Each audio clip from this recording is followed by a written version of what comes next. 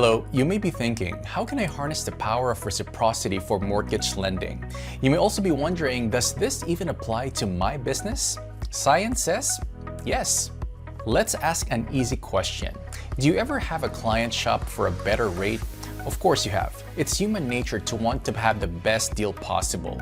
And we all know your clients have third-party people whispering in their ear and giving them advice to shop you. So how do we stop the shop?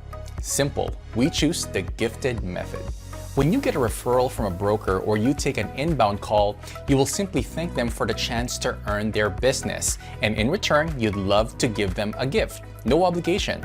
Now you have their attention. You'll give your new client two choices, and when they hear these choices, the attention meter spikes. Because you're not handing out cheap cutting boards here, folks. You have just given them something unexpected and have personalized it to them by letting them choose. This gifted client will feel obligated to you and thus will stop the shop. You can stop a client dead in their tracks and retain their business. Now that potential client isn't shopping you anymore, you can even hold more rate.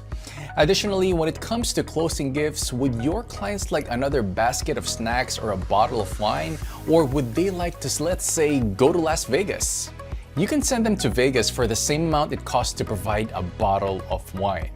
Now, your clients will talk about you and refer you to their friends and family. You're welcome. Enjoy the write-up.